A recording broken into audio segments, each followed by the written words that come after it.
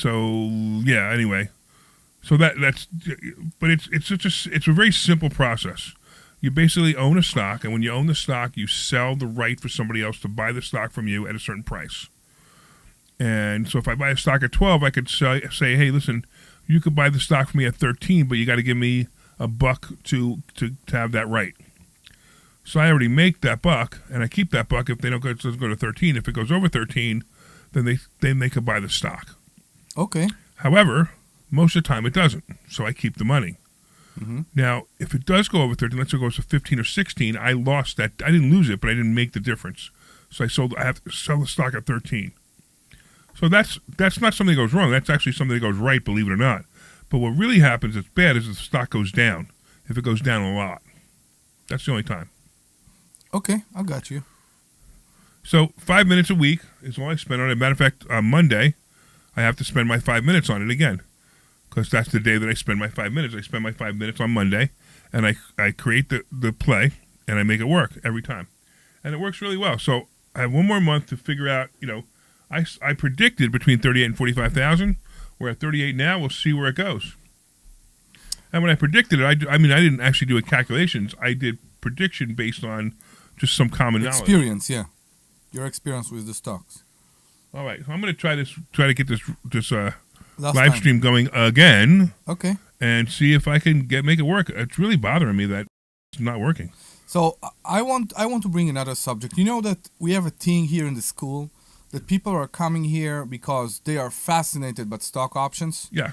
And then the next day they said that they don't want to deal with stock option and they start to buy real estate. They start buying real estate. Hold on one second. You talk about that. I'm going to go fix a different camera. I can get all three of us on at the same time. Maybe it is too many cameras.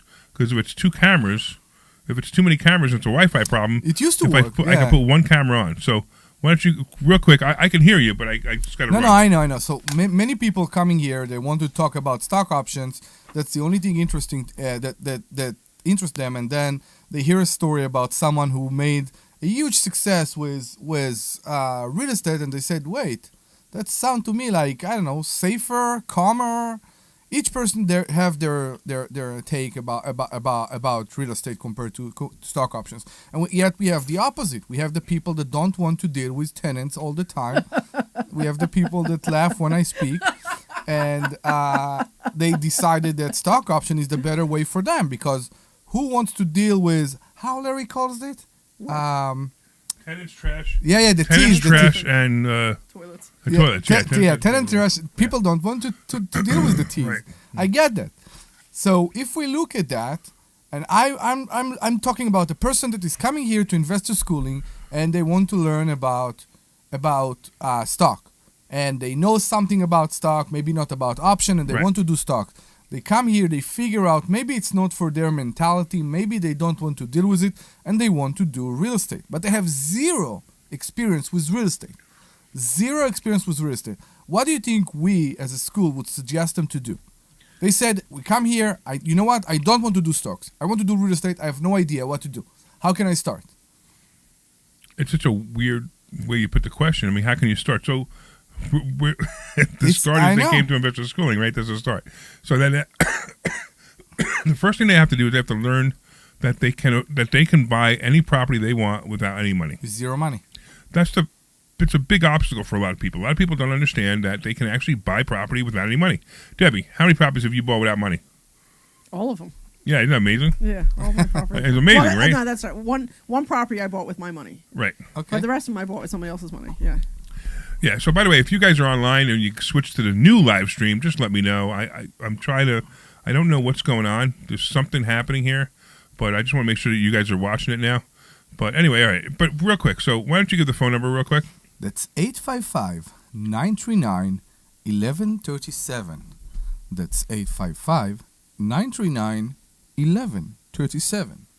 855-939-1137. You should see what he's doing to the microphone. I know, that's what's funny. Like on each different side. It's funny because you can't. I don't know if anybody could see it online.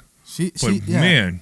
855. She like it when I go down on the microphone. Oh my God. On the microphone.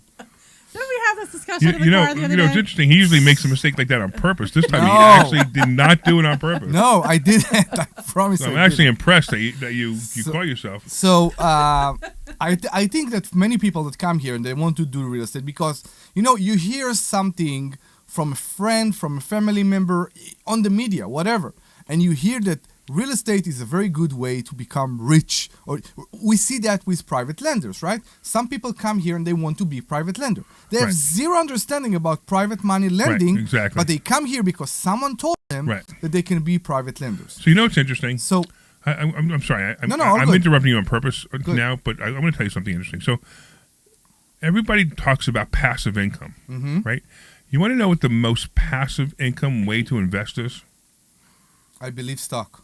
Private No, money. private lending. Private lending. The most passive and best way for you to invest is private lending. There are many times where I consider selling all my real estate and becoming a private lender Yeah, I hear because it's so easy. You're not dealing with tenants, toilets, and trash. You're dealing with someone who is a real estate investor who's borrowing your money to invest, right? So you could get, you get a lot of interest, but let's say you got an average rate of 8%, just 8% of your money. It's 8% of your money. We talked about annuities in the earlier show, right? Where they give you 4%, but they don't even give you 4% on your money, your whole money. This is